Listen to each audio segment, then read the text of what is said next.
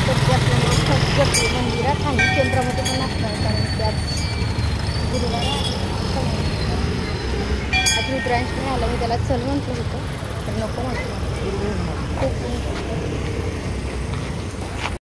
Hi hello नमस्कार. तर तुमचं सगळ्यांचं एकदा आपल्या त्या नवीन ब्लॉग्समध्ये मी सीमा खूप सारं स्वागत करते. तर आज आहे गुरुवार, तर आज जायचं आहे स्वामी समर्थाच्या केंद्रामध्ये.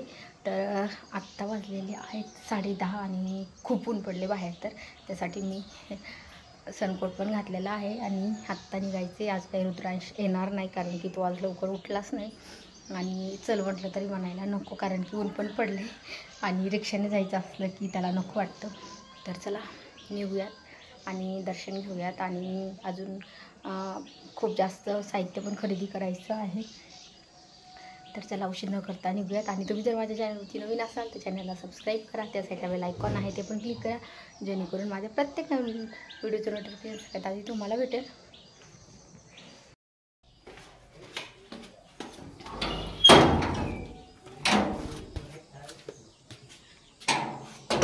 रडतो की काय काय माहिती, चल म्हणते नाही आलं. एकतर त्याचं काहीच आवरलं नाही आणि परत जर यायचं म्हटलं ना तो, तर त्याला आंघोळ घालावं लागेल, त्याचं आवरावं लागेल.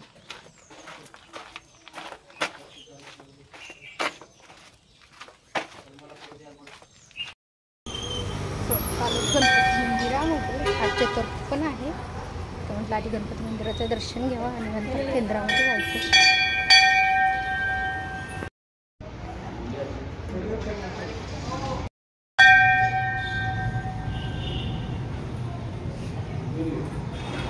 आणि नंतर इकडं पाठीमागे पाणी वगैरे.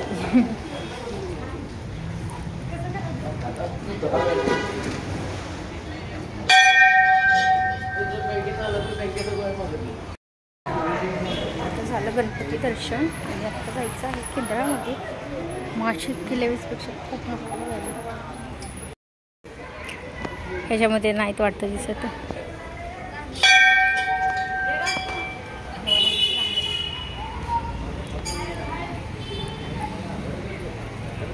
स्वतः जायचं आहे केंद्रामध्ये, ते दर्शन झालं.